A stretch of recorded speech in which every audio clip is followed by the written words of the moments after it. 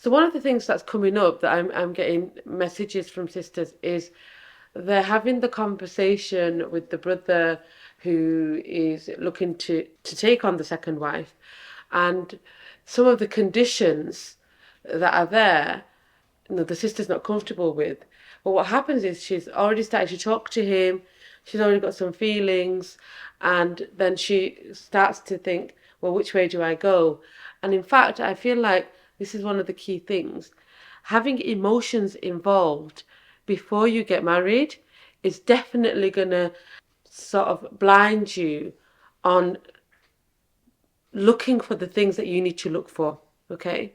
Because what's going to happen is maybe those feelings are going to be there now, but afterwards, those values and the things that you really need can't be masked by just emotions.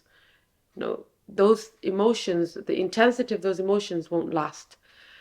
And it's important that you recognize that. And what's interesting is that usually women who are going into polygamy are already women who have been married and they've probably been hurt in some way.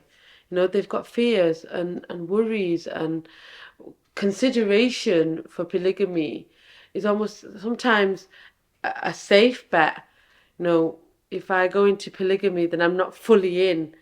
I invite you to really think about that. I'm not saying don't go into polygamy.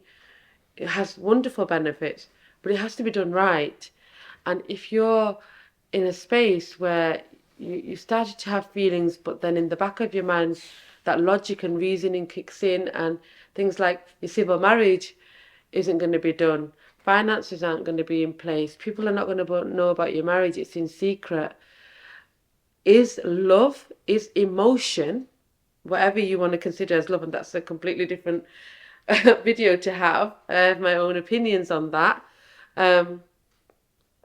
But is that intensity of emotion going to be enough for 1 year, 2 year, 3 year, 4 years down the line? And what I want you to think about is sometimes what happens is when you've gone through a divorce or you've been married before, you might be going into that second marriage as a kind of way to protect yourself. Like if it's not your, like the only marriage, the man that you're married to is you're the only wife, maybe it's not as intense. Maybe if things broke off, it wouldn't be as bad. Are you creating something that you're not aware of to protect yourself further? And I would really think about that, because I find that a lot of sisters, the brothers will say things like, oh, I don't want you to be on your own, and kind of almost like pity. And you you you don't want to be marrying because, of pity. Or you don't want to be marrying because somebody thinks, oh, well, they're on their own and I feel sorry for them. A commitment for marriage isn't based on somebody rescuing you or saving you, or because they feel sorry for you in some way. That's not really the basis of any marriage. Marriage should be because you might not need anything. Does that mean that you don't get married? Does that mean that the marriage doesn't last a lifetime? Marriage is based on need, and this kind of difference in power almost does create problems in the future. I'm not saying that we don't marry, if we have, empathy for somebody or compassion for somebody, that we don't use that. But looking at yourself as a sister to say, actually, am I in a position where I do need somebody to come and rescue me?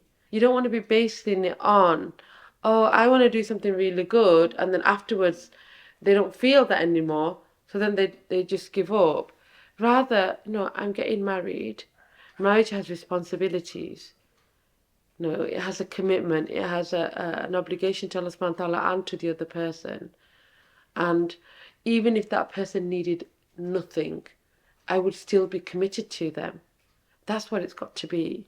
It can't be based on somebody feeling sorry for somebody, because it doesn't work. 1 minute we're feeling sorry for them, next they're going to annoy us about something, and all of a sudden we don't care anymore. We're like, oh, well, Forget about that. You're not so needy anymore. You've got a mouth, or you can talk back, or you don't do the things that please me.